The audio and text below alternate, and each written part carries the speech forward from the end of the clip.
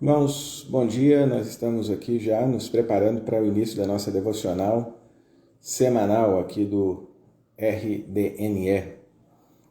Nós vamos entrando um pouquinho mais adiantados aqui, apenas aguardando a entrada dos nossos irmãos que participarão conosco da nossa devocional. Hoje nós temos a participação aqui do reverendo Roster Guimarães, que é o presidente da APECOM, e também é o pastor da Igreja Presbiteriana Unida de São Paulo, Eu creio que daqui a pouquinho o reverendo Roster já está aqui conosco, eu vou chamá-lo.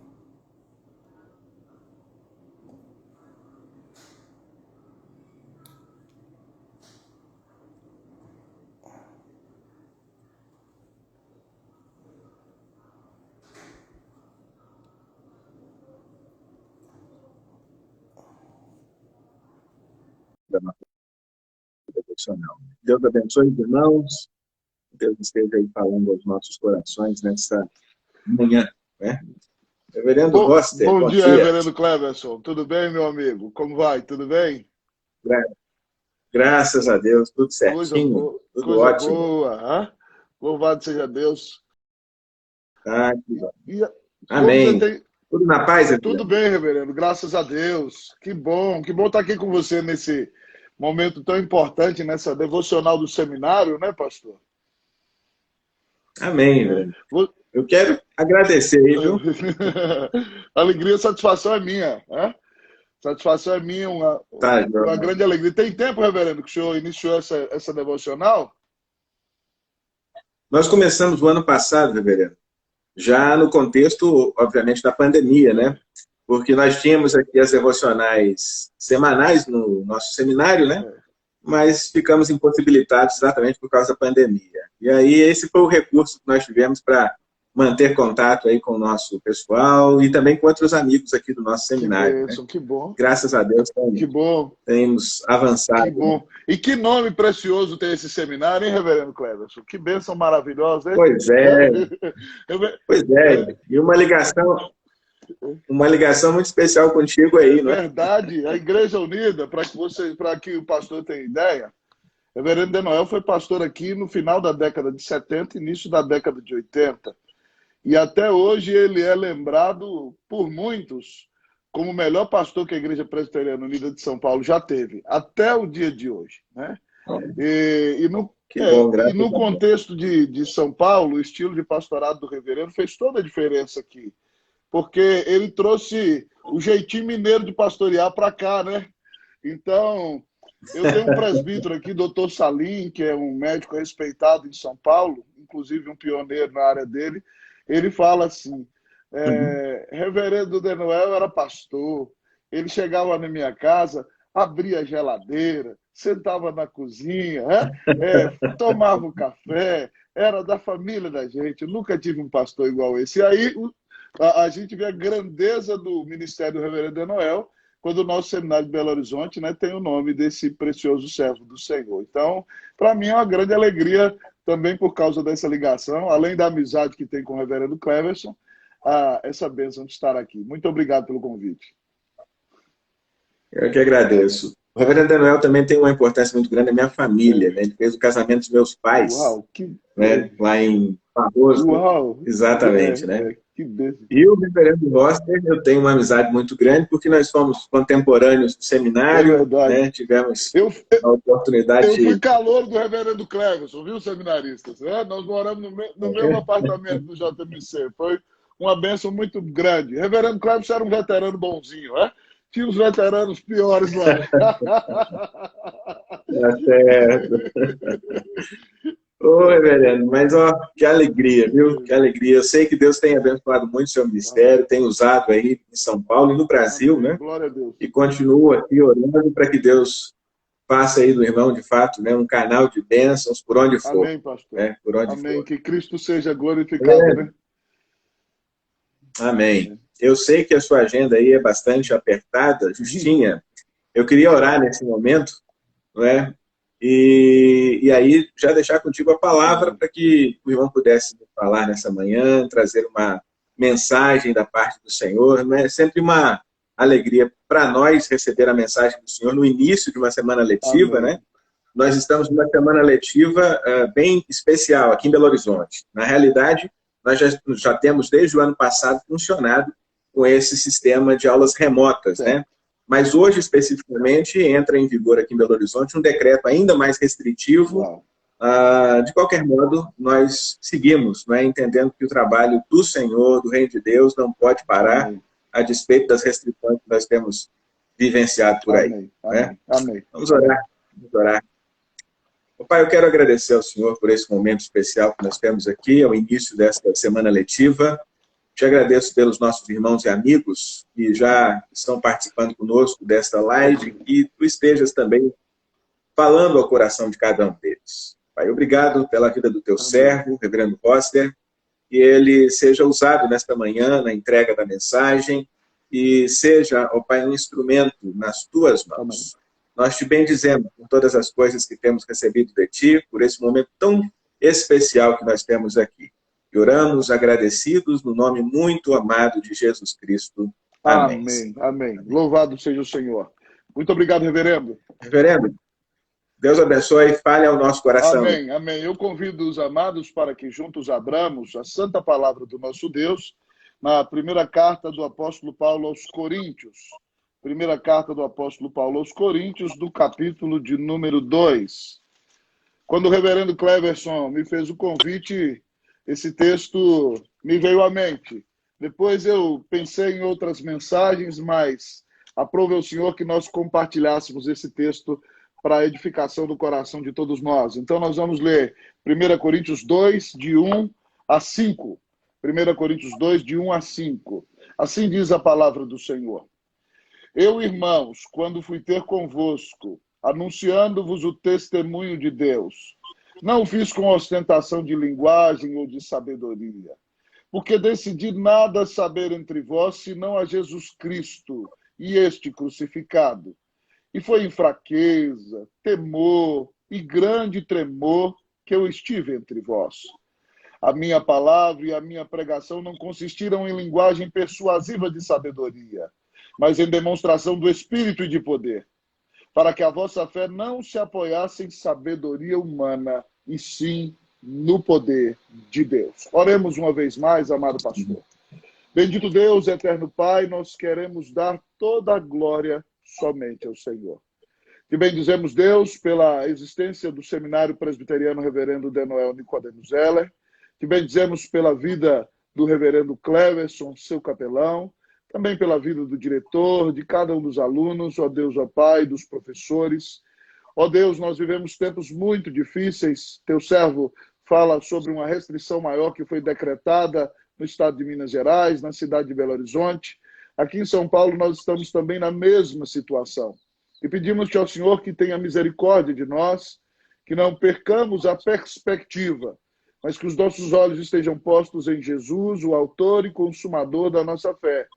E permite, Deus, que mesmo nestes dias, nos quais nós nos sentimos exilados, que nós, ó Deus, sejamos uma bênção neste exílio, para testemunhar da grande redenção que recebemos em Cristo Jesus. E que essas mídias sociais e todos os meios que tivermos, ó Deus, sejam úteis para testemunharmos do Evangelho e sermos instrumento de consolo para o teu povo, para a tua igreja e também para alcançar os teus eleitos que ainda hão de vir a ti. Nós oramos, Deus, clamando a tua bênção sobre nós nessa meditação, que o teu Espírito nos encha, nos ilumine e fale ao nosso coração. Oramos em nome de Jesus. Amém. Amém. Amém. Amém.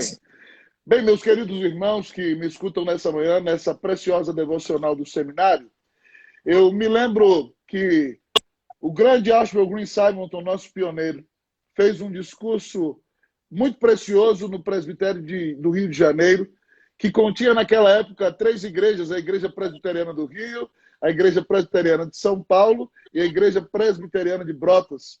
E Simonton, naquelas conferências do Presbitério do Rio de Janeiro, falou sobre os meios pelos quais o Brasil deveria ser alcançado para Cristo Jesus.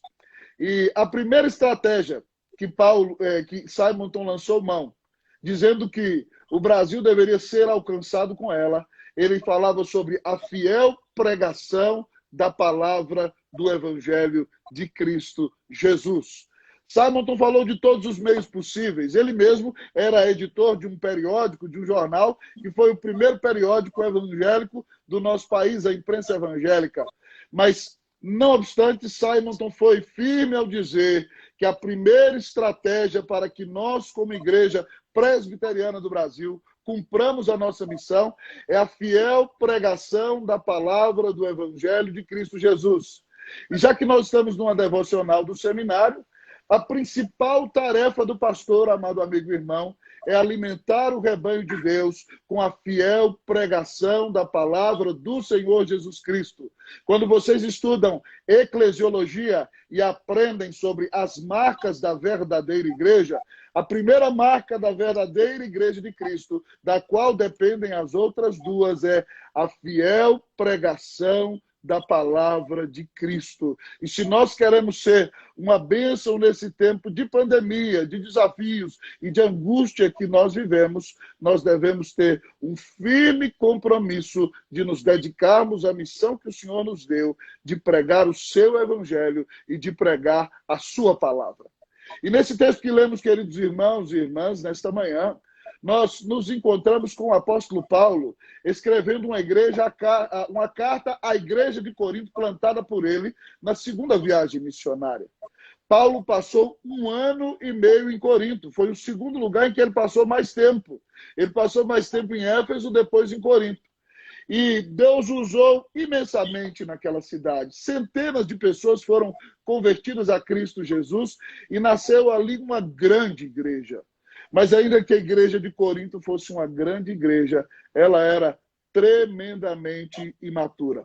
E Paulo escreve essa carta para levar a igreja de Corinto à maturidade. Eu não vou entrar no contexto, em todos os detalhes dos problemas da igreja de Corinto, porque senão nós não teríamos tempo para a exposição nessa manhã.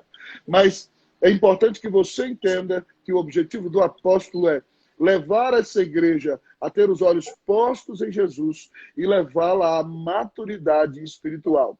E para levá-la à maturidade espiritual, Paulo começa relembrando qual foi o tipo de pregação que ele realizou na igreja de Corinto. Hoje, a nossa exposição dessa manhã vai ser um pequeno estudo de caso, olhando para a maneira como Paulo pregou em Corinto. E ele está chamando a maturidade por meio desse estilo de pregação. O Senhor vai falar conosco e vai nos apresentar aqui a pregação que restaura a igreja. A pregação que restaura a igreja. Eu quero desafiar cada um dos seminaristas a buscar cada dia ser fiel a Cristo na pregação da palavra.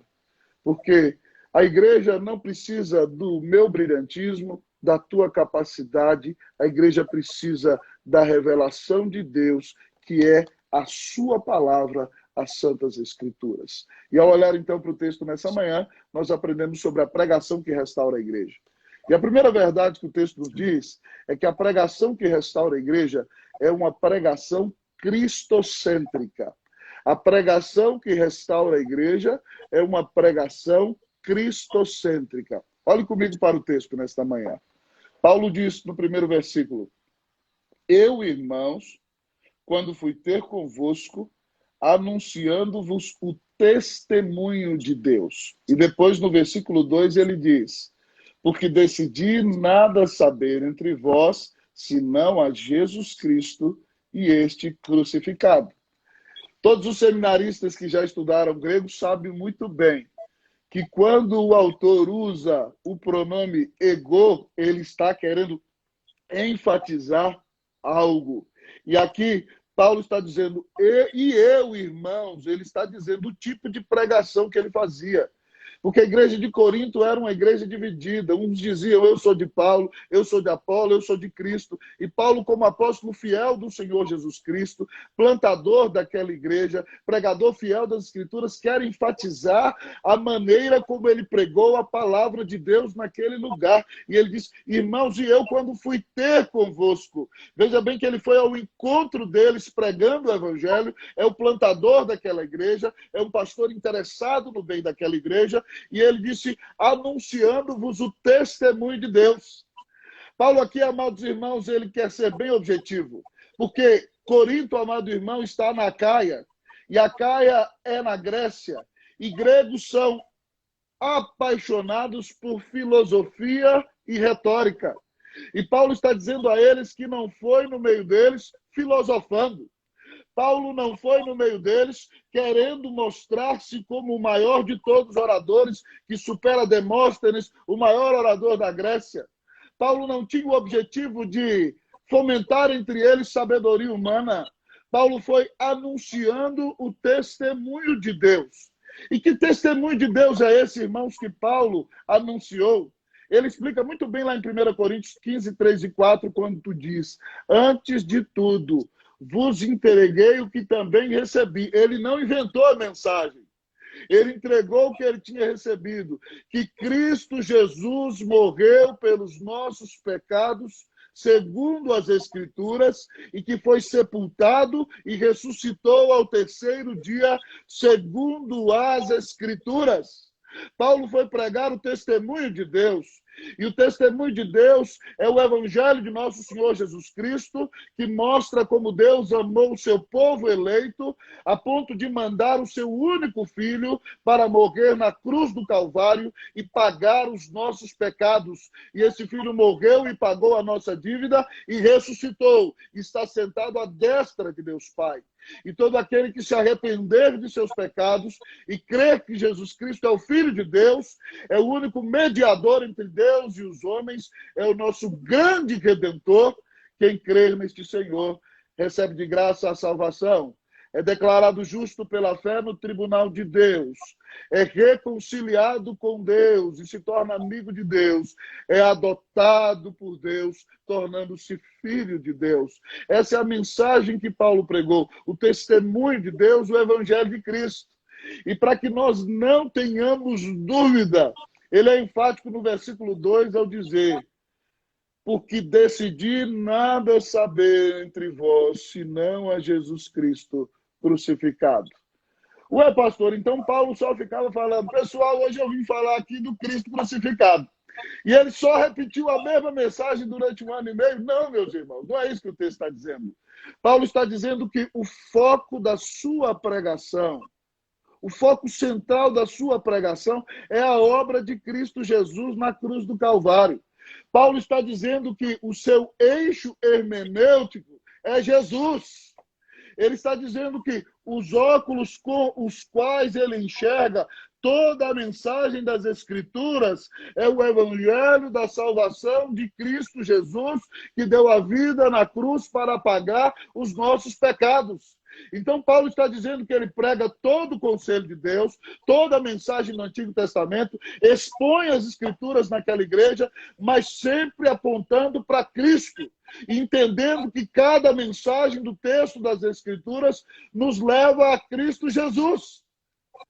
Você se lembra, querido amigo e irmão, do grande Charles Spurgeon, que, lançando mão daquele ditado dos seus dias que todos os caminhos da terra levavam a Londres, ele dizia que cada texto das Escrituras, por mais pequeno que seja, leva para aquelas grandes rodovias das Escrituras que são as doutrinas da graça, e quando você vai por aquelas rodovias, inevitavelmente você vai chegar na grande, gloriosa megalópole da palavra de Deus, que é nosso Senhor e Salvador Jesus Cristo. Se nós queremos ter uma pregação que restaura a igreja, meus queridos irmãos, a nossa pregação tem que ser cristocêntrica. Mas talvez você me diga, mas pastor, como é que eu vou pregar Jesus sem forçar o texto? Se não aparece o nome de Jesus em cada perícope das Escrituras, não é, meu nobre capelão? Como é que eu vou pregar Jesus sem forçar o texto? É por isso, amados irmãos, que nós interpretamos a Bíblia conforme a teologia bíblica de acordo com a cosmovisão bíblica. Porque a mensagem da fala de criação, queda, consumação e redenção. E o grande Bryan Chapell, que vocês devem ler no seu livro Pregação Cristocêntrica, diretor do seminário Covenant e um dos maiores pregadores da América na atualidade, ele diz que cada texto das Escrituras tem um foco da condição decaída. Ele diz que cada texto ataca algum tipo de pecado.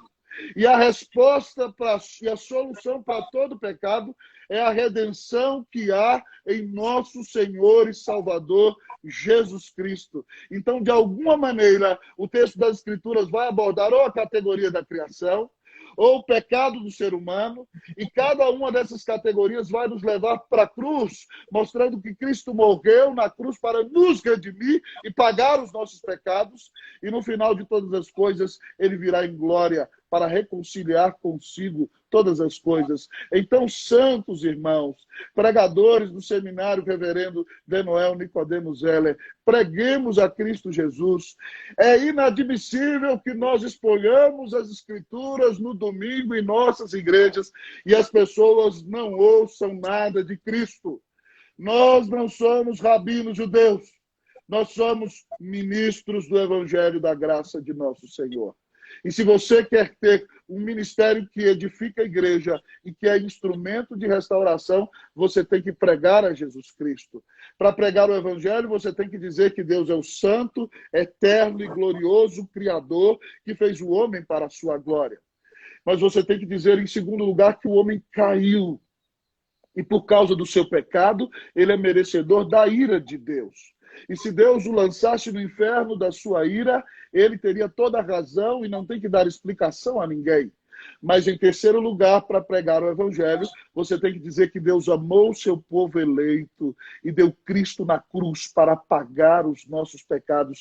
E Cristo recebeu a ira de Deus, que eu merecia sofrer no inferno na cruz, para que eu seja justificado pela fé, para que eu seja reconciliado com Deus Pai, para que eu seja adotado como filho de Deus. E aí então você diz, a partir do texto em que prega, que todo aquele que se arrepender dos seus pecados e crer que Jesus Cristo é o Filho de Deus, essa pessoa vai receber de graça a vida eterna, a salvação, querido, a justificação diante do tribunal de Deus. Pastor, pregue Cristo, para a glória e para a honra do nome de Jesus. Meu querido amigo, reverendo Cleverson, junto com seus alunos aqui, um fato da história de Spurgeon que me impacta foi uma época em que um grupo de pastores americanos resolveram ir à Inglaterra para ouvir os grandes pregadores ingleses. E de manhã eles foram na capela do centro ouvir o Dr. Joseph Parker. E Joseph Parker era um dos melhores pregadores do mundo. E quando aquele grupo de pastores americanos saiu da igreja, eles disseram: "Uau, que grande pregador é o Dr. Joseph Parker! Vocês viram como ele lança a mão da gesticulação em sua pregação? Vocês viram o seu olhar penetrante que parece que nos atravessa o coração? Vocês viram como ele usa os graves, mas também os agudos. E às vezes fala muito rápido na pregação e às vezes fala devagar." Dr. Joseph Parker, sem sombra de dúvida, é um dos maiores pregadores do mundo. À noite eles foram na igreja de um jovem pastor calvinista que pregava na igreja batista da rua Novo Parque. E eles entraram no culto e adoraram a Deus. E ali o pregador Charles Spurgeon anunciou que Deus é eterno, infinito, imutável, santo, incomparável, glorioso Deus, que nos fez para adorá-lo e servi-lo, e ninguém se lhe compara em bondade, em glória e grandeza.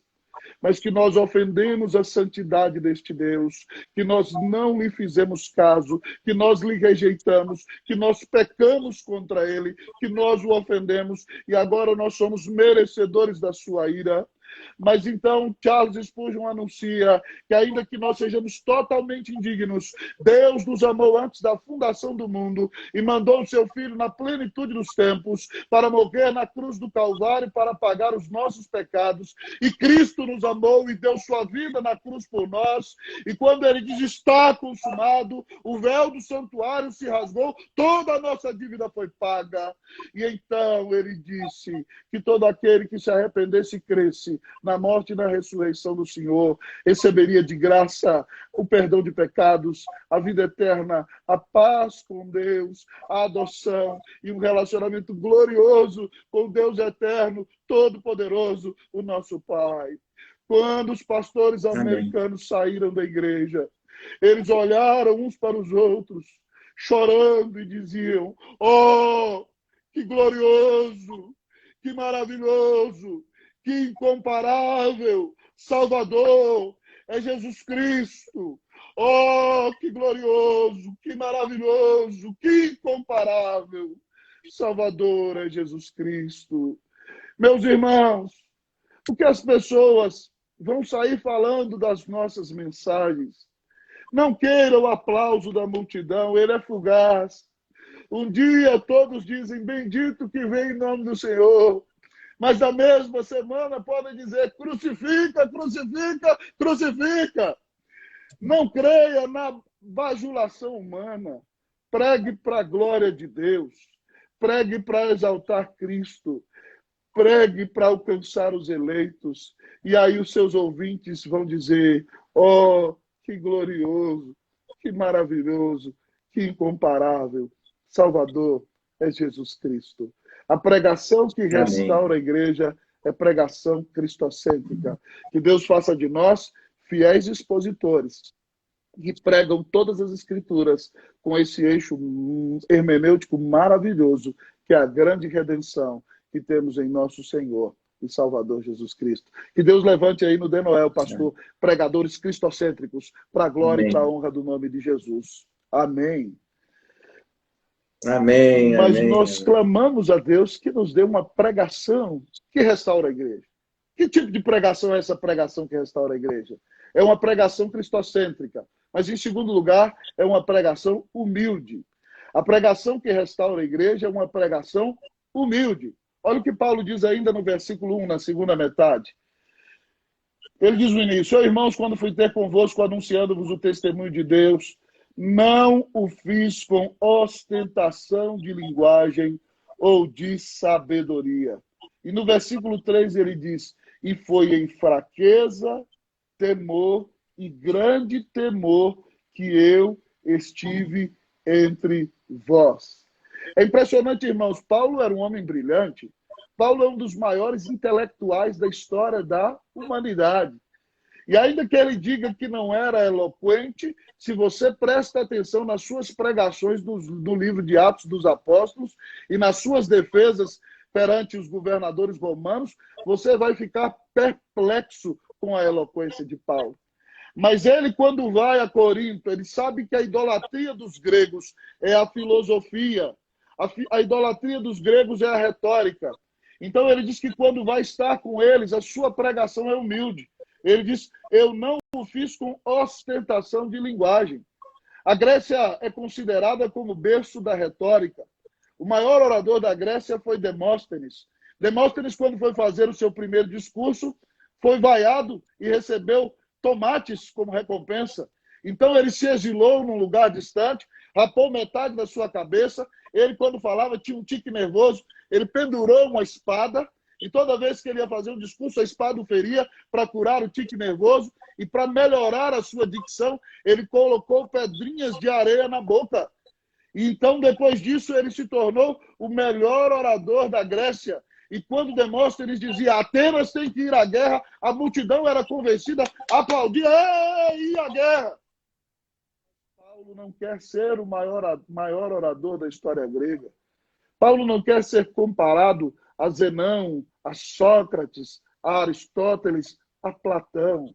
Paulo está em humildade porque ele não busca glória para si mesmo. Ele diz que não usou ostentação de linguagem. Ele não quis ser um grande retórico, e nem de sabedoria. Ele não foi lá para ser um grande filósofo. E aí ele nos conta qual foi a atitude do coração dele, porque na segunda viagem missionária, Paulo estava até enfermo. Ele diz que chegou naquela cidade que era um importante porto grego, dizendo o seguinte: e foi em fraqueza. Essa palavra usada para fraqueza no grego aqui é a palavra de onde vem a nossa palavra extenuado. Paulo estava literalmente doente, totalmente cansado. Ele diz aqui, foi em fraqueza, temor, ou seja, morrendo de medo de ser incapaz, de não conseguir fazer o trabalho. Ele diz que estava literalmente tremendo de medo. Ele diz aqui, e tremor, e grande tremor que eu estive entre vós. Paulo, amados irmãos, foi totalmente humilhado, reconhecendo que era pecador, que era limitado, que era totalmente dependente da graça do Senhor.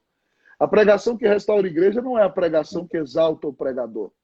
Não é a pregação na qual você tem que mostrar a sua inteligência. Por favor, quando assumir o púlpito, não diga em primeiro lugar seu currículo. Às vezes nós vemos pregadores que se confundem. Eu estudei em tal lugar, fiz tal curso, tal graduação, tal mestrado, tal doutorado, tal faculdade. Ninguém está ali para saber nada disso. Você está ali para ouvir, o povo está ali para ouvir a palavra e ouvir de Cristo. A atitude do pregador deve ser humilhar-se. Seja humilde, não busque glória para si. Ah, pastor, então é pecado ser eloquente? É pecado ser sábio? De maneira alguma.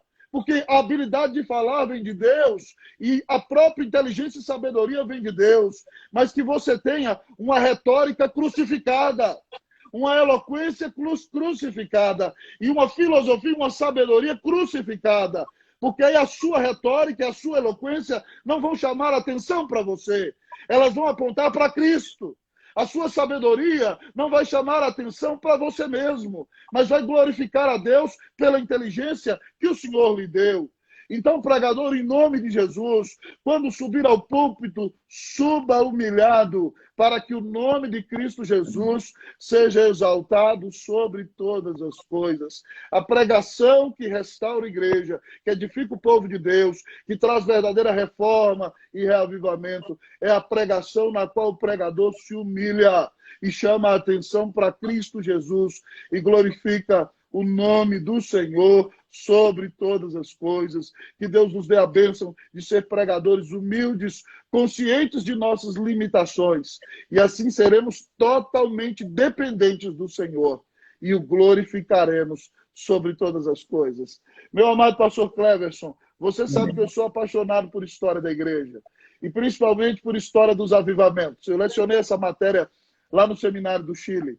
E na época do grande avivamento, o maior avivamento que aconteceu na história da igreja depois da reforma, Deus usou os calvinistas George Whitefield, Jonathan Edwards, Gilbert Tennant e outros, mas também usou o arminiano John Wesley. E John Wesley e George Whitefield começaram a orar junto com Charles Wesley lá em Oxford, quando eles criaram o Clube Santo. E Deus teve misericórdia da vida deles e mandou um grande reavivamento. E George Whitefield pregou o seu primeiro sermão como diácono ordenado da igreja anglicana. E quando ele pregou, sua eloquência foi tremenda, mas o poder de Deus foi imenso. Houve grande comoção na igreja. Pessoas até desmaiaram com convicção de pecado como fruto daquela mensagem. E Whitefield se tornou um pregador muito poderoso e, consequentemente, gerou inveja. E aí, como as igrejas fechavam as portas para ele, ele começou a pregar nas minas de carvão em Bristol, para o povo rejeitado da Inglaterra. E 10 mil, 20 mil, 30 mil pessoas escutavam o Whitefield pregar. E Deus começou a converter aquele povo. E em Londres ele pregou para 20 mil, 30 mil pessoas. E Deus o abençoou. E ele resolveu visitar as colônias britânicas na América. Ali ele fundou um orfanato na Geórgia, mas um grande historiador americano e outro grande historiador brasileiro disseram que o instrumento que Deus usou para unir as colônias britânicas na América e fundar os Estados Unidos da América, dando um senso de unidade àquele povo, foi a pregação do avivamento de George Whitefield, que caminhou por todo aquele país, anunciando o evangelho de Cristo Jesus e dizendo às pessoas que era necessário que elas viessem nascer de novo. Benjamin Franklin, aquele cidadão da nota de $100, que se dizia agnóstico, quando sabia que Whitefield ia pregar, corria para escutar, porque ficava impactado com a pregação de George Whitefield. Ele pregou para grandes multidões. Certa vez, quando a cidade de Filadélfia, que foi a primeira capital americana, tinha 14 mil habitantes, na praça da cidade, George Whitefield pregou para 22 mil pessoas. E Deus converteu pessoas poderosamente ali. Mas enquanto Whitefield estava na América, John Wesley tomou a liderança do reavivamento. E John Wesley, sem sabedoria, começou a criticar a nossa amada doutrina da predestinação. E como todos aqueles que vacilam nessa área, começou a criticar dizendo que a doutrina da predestinação era uma doutrina do diabo. E que o senhor Whitefield era um grande pregador, mas que laborava em grande erro defendendo uma doutrina tão demoníaca. Whitefield escreveu cartas para ele dizendo: meu amigo, não faça isso. Não divida a igreja do Senhor Jesus pregando contra uma doutrina da palavra de Deus. Mas quando o Whitefield volta para a Inglaterra, queridos amigos, o estrago já está feito. As pessoas que amavam escutá-lo agora não o escutam mais. Alguns até jogam tomate quando ele prega nas praças de Londres. Construíram um grande tabernáculo para o Whitefield pregar em Londres. A multidão voltou a escutá-lo. E um grupo daquelas pessoas que estavam com ele no início do avivamento disseram o seguinte: Mestre Whitefield, o senhor é um dos maiores pregadores da história da igreja. O senhor foi o precursor do avivamento. Esse homem, John Wesley, usurpou o seu lugar. Está defendendo doutrinas antibíblicas. Levante-se e estabeleça contenda. Brigue com ele. Nós iremos defendê-lo. E o senhor assumirá novamente a liderança do grande avivamento. Porque o senhor é o maior pregador da história do mundo nesses dias. Sabem o que o Whitefield disse a eles, irmãos? Ele disse assim: morra para sempre o nome de George Whitefield. Viva para sempre o nome de Jesus Cristo. Morra para sempre o nome de George Whitefield. Viva para sempre o nome de Jesus Cristo. Meu querido seminarista, meu querido pregador, por que você faz o que faz? Com que objetivo você prega? A pregação que vai abençoar a igreja é uma pregação na qual nós estamos de joelhos. É uma pregação na qual nós estamos humilhados. É uma pregação na qual nós buscamos a glória de Cristo. Porque nós não preparamos discípulos para nós. Nós preparamos discípulos para o Senhor Jesus. Que Deus tenha misericórdia de nós. Que Ele nos livre do orgulho que nos é natural. E que Ele nos dê um coração humilde para que a nossa pregação glorifique ao Senhor e abençoe o povo, em nome de Jesus. Mas, em último lugar, pastor, eu vou me atrasar no meu compromisso 5 minutinhos, não tem jeito. Nós aprendemos sobre a pregação que restaura a igreja. A pregação que restaura a igreja é uma pregação cristocêntrica. A pregação que restaura a igreja é uma pregação humilde. Mas, em terceiro lugar, Paulo diz que a pregação que restaura a igreja é uma pregação ungida. A pregação que restaura a igreja é uma pregação ungida. Olhemos, meus queridos irmãos, para os versículos 4 e 5. Ele diz assim: a minha palavra e a minha pregação não consistiram em linguagem persuasiva de sabedoria, mas demonstração do Espírito e de poder, para que a vossa fé não se apoiasse em sabedoria humana, e sim no poder de Deus. Que impressionante o que Paulo nos diz aqui. Ele repete dizendo que a sua pregação não foi baseada em filosofia e nem em retórica, porque depois poderia chegar um herege, que era um grande filósofo e um grande orador, e desviar a igreja. Então, Paulo sabe que filosofia e retórica não sustentam a fé do povo de Deus. É só a ação soberana do Espírito Santo que regenera os eleitos, que santifica os crentes por meio da pregação da palavra, é que pode abençoar a vida da igreja. E por isso Paulo diz que a pregação dele não foi retórica, não foi filosofia, mas ele diz que foi demonstração do Espírito e de poder. Paulo pregou em Corinto cheio do Espírito Santo, meus irmãos. Paulo pregou dominado pelo Senhor. Quando Paulo pregava, você percebia a graça de Deus sobre a sua vida.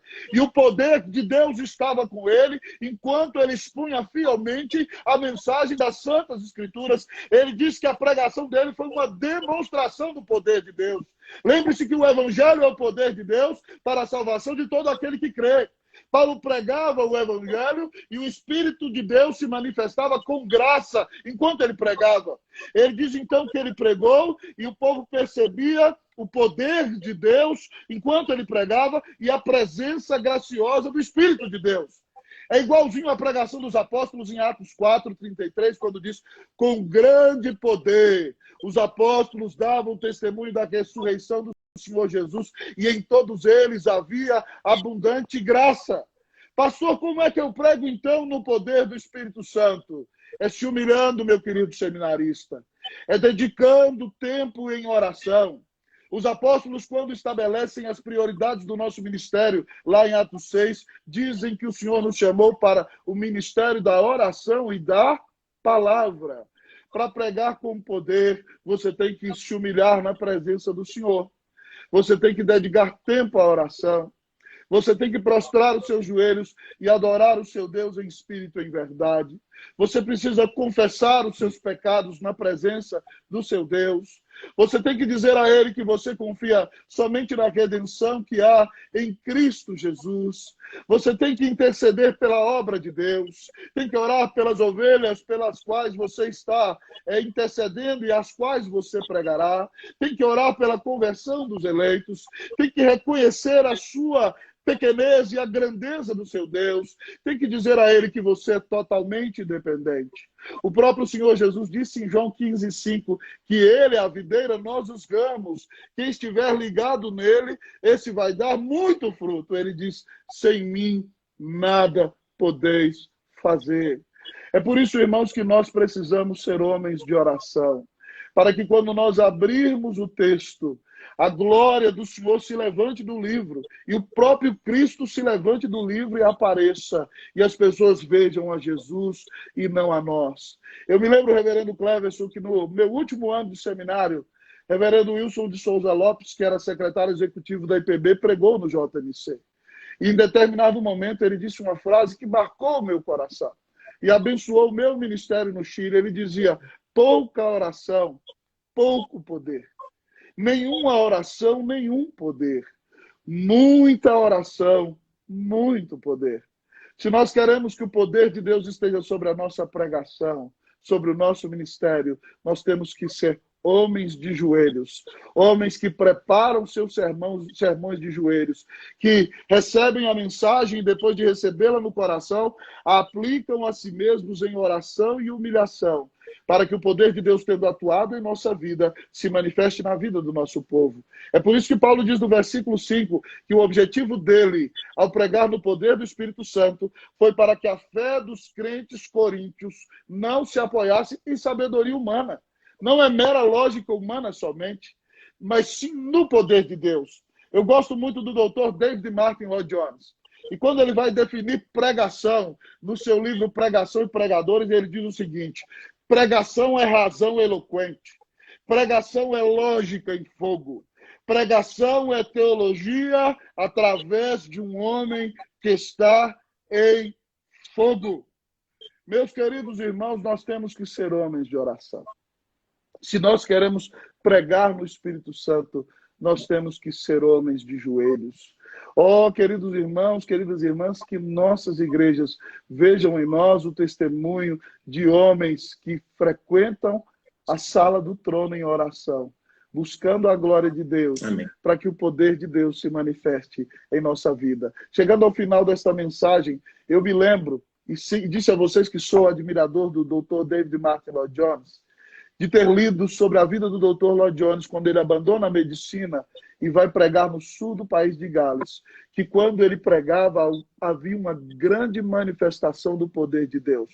O Dr. James Packer, um dos maiores teólogos reformados do século XX, disse na introdução do livro Avivamento de Lloyd Jones que antes de ouvir Lloyd Jones pregar, ele nunca tinha ouvido o que era pregação. Ele disse que Lloyd Jones começava bem tranquilo, mas depois parece que ele era tomado pelo próprio Deus. E de repente você se esquecia de Lloyd Jones e a presença do Senhor se manifestava naquele lugar enquanto Lloyd Jones pregava a palavra de Deus. Tudo porque Lloyd Jones era um homem de oração.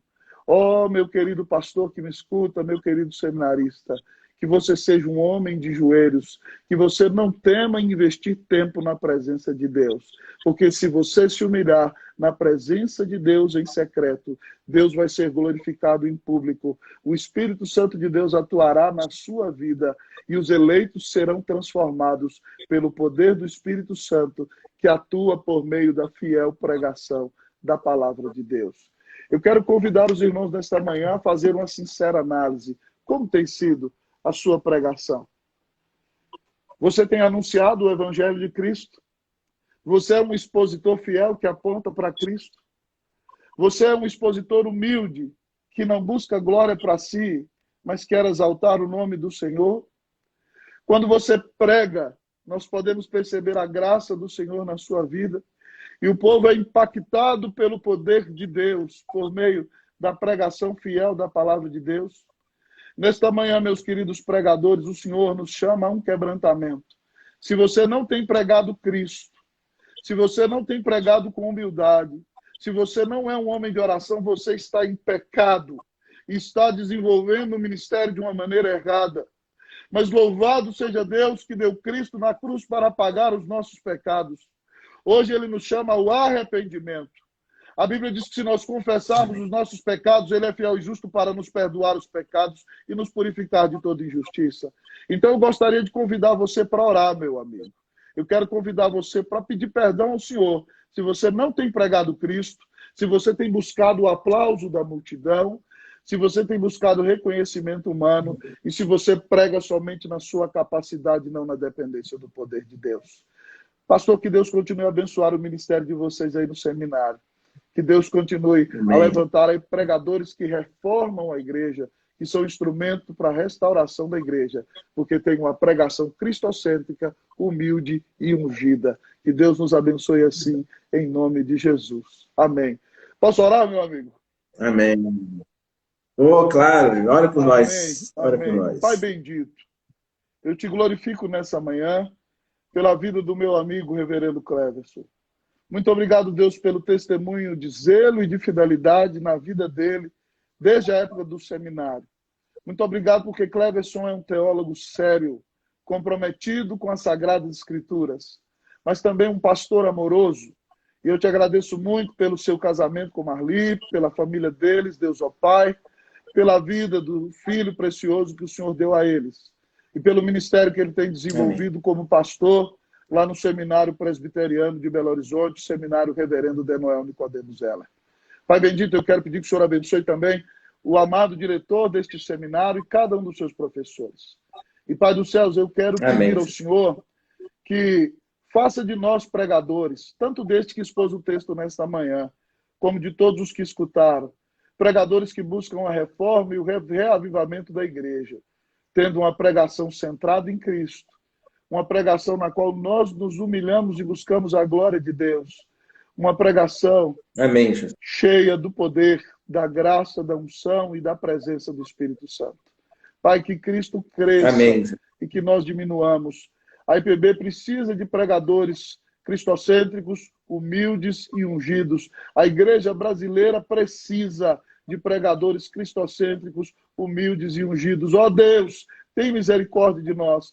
Livra-nos de nós mesmos, não nos deixe atrapalhar a obra da pregação e da Tua palavra e usa a nossa pequenina vida para a glória do nome de Cristo Jesus. Essa é a nossa oração, Deus. Clamamos esta bênção em nome do Senhor Jesus. Amém. Amém. Amém. Muito obrigado, meu amigo, pelo convite. Ok, meu querido amigo, meu irmão, que Deus abençoe, Deus derrame graça. Uma alegria ouvir. Que Deus continue usando poderosamente a sua vida e seu ministério aí. Grande Amém, meu abraço. querido. Depois eu vou fazer um convite precioso para você daqui uns dias também. Deus abençoe. Um grande abraço. Fique em paz. Deus abençoe. Um abraço em todos do Até grupo. mais. Tchau, tchau. Deus abençoe. Tchau. Tchau, tchau. Até Tchau. mais.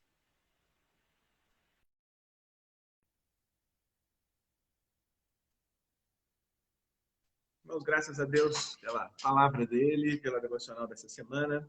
Na próxima semana, nós vamos contar com a presença do reverendo Wendel Lessa e também nós teremos uma programação especial aqui. Né? Na segunda e na terça-feira, nós não teremos aula no seminário, porque nós teremos uma programação de atualização teológica. Eu acredito que até amanhã nós devemos divulgar todas as informações relacionadas a essa atualização que nós vamos promover na segunda e na terça-feira. De qualquer forma, Reverendo Wendel Lessa estará conosco aqui na próxima segunda-feira. Né? Que Deus abençoe, que Deus dê uma ótima segunda-feira de aulas, uma semana abençoada na presença do Senhor, nosso Deus. Aí. Grande abraço, até uma próxima oportunidade, se Deus quiser.